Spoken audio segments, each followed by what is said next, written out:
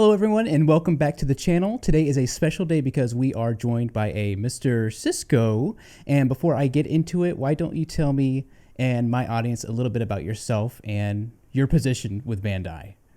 Sure. My name is Cisco Maldonado. I'm the Senior Director of Brand Strategy here at Bandai America. And primarily, I handle all the marketing and strategy for all of the brands that fall underneath Bandai America. So everything from Digimon to Dragon Ball to Naruto to One Piece to Pac-Man, primarily on like the boys' toys side, and a little thing in between. So all the stuff I grew up with as a kid, I get to make and play with now, which is pretty cool. Basically, my dream job. Yeah. That is really cool. So I noticed we just got our third wave of Digivices back in was it fall? This past fall? Yeah, I think it started in like October-ish, give or take, depending on the retailer. But yeah, it was around the fall timeframe. That is, I'm still blown away because for the longest time, Digimon just kind of, it was very popular when it first came out, and then it kind of faded, and people kind of got into other things. But as soon as I saw that new Digivice in game, I was just shocked. And I feel like that release started this new wave of people remembering it. Like, oh, I remember that. And now tons of my friends are back into it now. Yeah, very, very much so. I mean, when it came out, like, early mid 90s, right? It's like, that was like the thing. Because it started off with like Tamagotchi, right? That's and like right. everyone had those, right? And then Bandai said, well, we need like the cooler, hipper, more fun version for boys, right? Because like, what do boys do? If you have something, you start fighting with it, right? And so they took that technology and then they expanded it into this device, which we call Digimon, right? And that kind of took off. And then it launched an entirely new thing, right? In terms of animation and the movies and the video games the figures and all these things like that. And then it wasn't until, maybe the last year and a half or so that we said, you know what, there might be something here. Let's go back in the garage and let's pull these things out. We didn't really update the technology. It's the same technology that was being used, over 20 some odd years ago. Right. And let's re-release it, right? So it's like, play it again for the very first time, right? And so when people see it, they'll be like, oh my gosh, that's the thing, right? And so, we started with like the original version, which I think I even have like, here, which is, the sort of that red brick version that everyone knows and loves. And then we have this sort of baker's dozen of all assortments that we have since then. So, and it's performed great. We've been really happily surprised that so many fans have really reconnected with the device and are owning, all their favorite colors. That's amazing because when it came out, it pulled people in through nostalgia, and it also pulled in like new people who have always wanted to get into it, but it was such a while ago that it's hard to find them on eBay, and they're a little pricey. So when word got out that you could get these at GameStop for $19.99, that was that was great. Yeah, when you consider like for $20, right, and just the amount of time and involvement that you can have with these things, right, and all the hidden eggs and all these things like that, and all the different iterations and permutations of what this thing can do, like it's a bargain, right? And we have all the different colors you can choose from. And I love that you mentioned you brought back the familiar classic colors, and that's what got a lot of people back into it. Of course. And then with the next few releases, y'all started getting really creative. This last batch had a glow-in-the-dark one, which has got to be my favorite. And you know what? It's let me show you a close-up. So I'm like, we don't have a director of photography in here, so I'm gonna switch to my close-up camera just for a little bit. Let's see. Hopefully this works. And let's try that one. We get you. Okay. There we go. So this is the one you're talking about right here. This is like our glow-in-the-dark version, right? So cool. Yeah.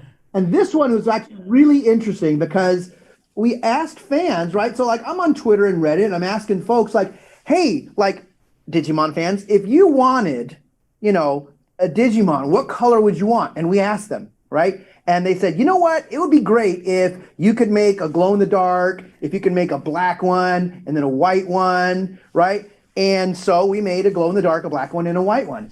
And the response has been phenomenal, right? And this one, our sort of our glow in the dark crown jewel, has been performing more than all the others combined, Oh, I right? And figured. so we're really, really excited. Yeah, That's it. and when you look at it, like, from the first wave, which was like these ones over Right, here, right. right? And then like wave two was like here, like this is wave three, right? So you have your purple, and then you're like red and orange and green, like, because we can't just make two colors, right? In the Right. third wave, we had to do something sort of big, right? And so we wanted to sort of put all those things forward, and it's something that we've been, very happy with. Let me switch back to, there we go. To this great assortment. I like to say this is like a dozen long stems for him, right? So Perfect. we have quite an assortment. And I think that's really cool. I've actually got a I don't know if you can see it. I got one of those. I can see the figures behind you. Yeah, you have like a Wargamon there, I think, Oh in yeah, the those background, two. and I love the yeah. model Oh, kits. those are the figures, right? Right, that's the crazy part, right? So Digimon isn't just the device, right? Right. It's all the story that was launched by the device, right? And then you have like the animation, all the other things that go Right. along with it, with like Agumon as sort of that main central character, and one split off this way, and we have the device in that way. But yeah, I mean, Digimon fans are a spirited bunch, It really and so we is. hear all the time, even on our social feeds, like, when are you going to make this one? When are we going to see this color? When is this version of Digimon coming out, right? Because it's not like we don't have it; it exists, right? It's just a matter of time of what's going to be that next thing, and we have some plans in our back pocket in terms of what our next release is going to be. Gotcha. Well, I'm excited for the future because this is me and my friends have called it the Digimon Renaissance, because just within the last few years we've gotten new games, devices, model kits, and the card game just dropped. Holy moly! Like Yeah, it's that's we've kept our eye on those types of things, and that's a great phrase, a Digimon Renaissance, because it really is, right? It's Yeah. not even a reimagining of things; it's bringing things back, and it's showing a new appreciation in light of where we are now. I mean, this isn't Call of Duty, right? It's 8-bit graphics still, right? And the fact that it's been able to survive and thrive during this entire sort of, I would say, not even the dark ages, but just sort of like it's been hidden, right? Right, And you right. could have still found it like 5 or 6 years ago, but it was much more difficult. And the fact that It we're able to was. make it available again, at all your favorite retailers, really shows the strength of the brand. Absolutely. And I remember the day I saw, because I wasn't following anything social media related about Digimon at the time, but it caught me off guard when I saw it at GameStop, and I was just shocked. But I didn't get one that day, and I wish I did, because I swear the next day I went back and I'm like, where are those Digivices? I gotta get a couple. He's like, oh, they're gone. And I'm like, holy moly! Yeah, they go fast. They really do. But as far as how much say do you have in like there's a website called Bandai Premium, Uh-huh. and that is where you can kind of get some of the more I guess Japan exclusive type stuff. Correct. Because I got all the classic ones, but I also pre-ordered the new pendulums. Which are Yes. I'm aware they're in Japanese, but I still want them anyway, just for my collection. Of course. Yeah. So I was just going to ask you what is the I guess the purpose of Bandai Premium? Is that just kind of a way to connect us with Japan? Well, it is, right? So obviously, we want to be able to maintain our ties, because our corporate headquarters is in Tokyo, right? Gotcha, And gotcha. our research and development and product development, like it's all there. So we have this wealth of Digimon stuff that just sort of exists out there, right? And there's all these different products to choose from. And part of my job is to guess what people are going to want 6 months, 12 months, 18 months from now, right? And it's not just delivering straight to the consumers, right? But when we go to like a Best Buy or an Amazon or a GameStop, right? Because they only buy a certain points of time in the year, right? So it's like, here's the holiday set, and then here's the spring set. So I have to always be thinking about 6 months out, in terms of, just because something new can come out tomorrow doesn't mean some of the retailers are really willing to take it until a couple months down the line, right? So there's like two calendars. One is a little faster than the other, and we have to sort of marry up those points.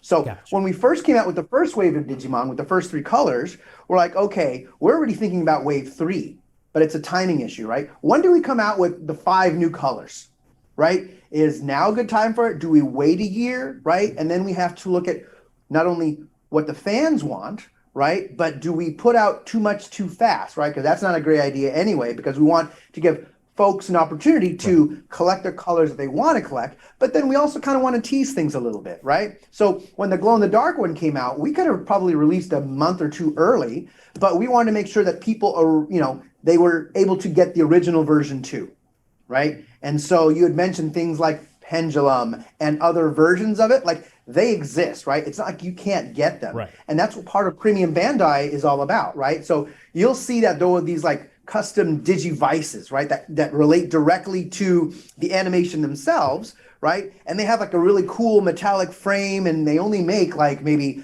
1,000 of them. And when they're gone, and they're almost like couture, right? They're like made to order, right? And so they say from this time to this time, order them, and then when you do, they make them, and then they'll ship them whenever they're being made, right? And that is sort of our direct-to-consumer line, right? And that's where we really get a barometer of what's hitting and when, right? And depending on how fast they sell out, how much chatter there is about it, then that sends a signal to me that says like, okay, if we're going to make this thing much broader for a retail environment, right, I can take some of my cues from what Premium Bandai is, right? So it's almost like a little incubator in terms of like, where are we going to get the most heat behind anything we want to put out? Gotcha. That makes a lot of sense, actually. And that's a good strategy because, you've got the stuff that are immediately available in the stores. Mm-hmm. And like a lot of the casual fans will get into the 20th devices, but like the hardcore fans will really go out of the way, go to Bandai Premium and get all the more obscure ones. And I love that. I think I just discovered Bandai Premium, so I'm really talking it up. It's like I feel like a kid in a candy shop. No, there's some fantastic stuff on there, right? Like, right. And it really is it's not just for the core collectors, but those are the folks who know about it and they visit it like on a regular basis to see what's new. Because like if you wait sometimes even so much as like a couple days, right, you may miss something, right? And you don't want to be that person to be like, oh my gosh, if I only went yesterday, right? I know that I would have been able to get that thing, yeah. Right. Well, that's awesome because this is kind of a recent luxury too, because I remember back in the day, it was like if something came out in Japan, it was kind of hard to get your hands on it. Mm-hmm. So I feel like Bandai Premium is kind of bridges that little gap as well.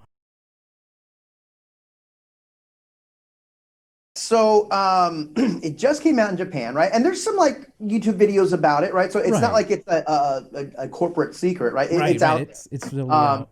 It's just a matter of it's getting the U.S. market in terms of what my job is. Like I'm looking at that and I'm trying to figure out like when's the best time to release something like that, right? Okay. Because what it is, if you actually were to look at the entire video, right, it really is a new way to experience the Digimon play, right? And so it does have like a motion sensor, like a Fitbit, such that one of the main things when you're having your Digivice is you're training your Digimon to be a stronger Digimon, right? So if you train yourself, you're also training your Digimon at the same time, right? And that's just really cool. That's something that's never been done before, right? So to be able to, keep fit while you're training with your favorite Digimon, like you would think it's very intuitive. Like, well, why haven't we thought of that thing before? That's a really cool idea. Right, but it's been in development for a while, and some of the earlier looks that we've all seen right now, it looks really cool. It has a color screen, right? It has the options to have data that sort of plugs into that little card, and so we're looking at it and we're saying like, wow, this is really interesting, and it's just a matter of time before we figure out like what's the best time and place to introduce something like this to the Western market. I remember following the I think it was a Twitter post that was slowly building up to a big reveal for it. And when it finally dropped, I noticed it had a lot of things that would really interest people. Like you said, the color screen. I think that was the biggest one. People were like, holy moly. Right. This is a first for Digimon. Like it's Digimon's going places with this new tech. Well, it's not really about the tech. Like the tech is almost it's like frosting on the cake, Right, right? right. It's like the technology exists to create a Digivice with a color screen, right? Absolutely. And which begs the question, well, then why haven't we done it before? So the question is the experience going to be so much different, right? That we want to make sure that we are satisfying our core fans, right? But introducing it to a new set of fans that maybe have heard about it, but they're not super familiar with, right? Right. So we want to be able to take that way because from a product development point of view, you really don't want to go backwards, right? So once we enter the world of like color screens and that kind of thing, right? We've crossed the Rubicon, right? We can't go Right. back, right? And so my job as we're creating new versions of this and new colors and styles and ways to play and all these things like that is like, where does the Vital Band or the Digiband or whatever Right. we're going to end up calling it, where does that fit in the larger franchise of Digimon, right? Because you have the animation, you have the figures, you have the models, you have the device, and now you have the band, right? Like it's still a holistic story that folks who are Digimon fans want to be able to experience more of, right? That's the ultimate goal. It's like you enjoy this property, this franchise so much, you want to own a piece of it, right? And you want to take it home with you. And unlike some other like action figures, right? Like this truly is interactive, right? It's Right. like they're not meant to just solely display, Right. right? It's like you act with it. It gives your feedback. And in the case of something like the Vital Band, like if you're having if you're walking, 10,000 steps a day, like it will show up in the development of your Digimon, right? Which is something that is just completely revolutionary Right. that I think hasn't been done by anybody before. So we're keeping a very close eye on it and we're thinking of what our next plans are going to be. That sounds good because that's been big buzz right now amongst some of Mm-hmm. my friends, and it sounds like a really. I guess it's not really the same. It wouldn't be fair to compare it to Pokemon Go, but it shares a few things with it. Because there's an app called Pokemon Go, and it kind of rewards Uh-huh. you for walking around. It's not really the same. But that's the one thing I can compare with it, and I think that's really cool because like for the first time ever, Digimon's there's incentive to do stuff like just you know jog outside and stuff like that, which I already Correct. do, and now I've Right. got more incentive to do that as a Digimon fan. Right. So it really expands the play pattern beyond what people are already familiar with, right? Right. Not just in terms of what you can do, but also where you can go. And it's also app enabled, right? And so it's going to be connected to the internet as well by the fact that it is app enabled on a phone, Gotcha. right? Gotcha. So very much like Pokemon Go, right? Like the actions are the same, but the difference between franchises is like what is the story behind it? Right? It's like you can have the same up to like 90%, but it's that extra 5 or 6% that just makes that little bit of a twist that really takes something that evolves from one medium to another, whether it's a color screen to a figure, or whether it's a figure to a 25-year-old device, right? But it's really like what is that Digimon like the technology itself, right, can't exist on its own.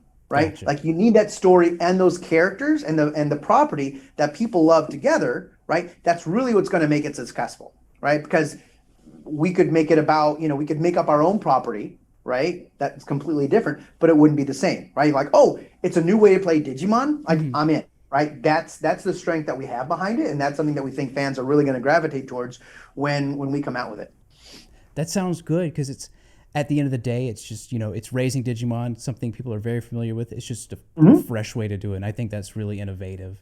Oh, switching back to the Digimon card game real quick. How much say do you have in that, or is that a different division altogether? It's a different division, right? Okay. So the card game is a different separate group within Bandai Namco, Okay. right? And they're the ones that they have, and they're extremely knowledgeable in terms of the canon, the mythology, and the Right, abilities, right. and how they work and interact together. And there's some ties to how things evolve and how you can battle, right? Absolutely. But as far as the actual play of a card game, that's a group that we know what they're doing, but we sort of operate in two different silos. And being a Digivice fan, that's actually kind of helped me get in the card game, and kind of vice versa.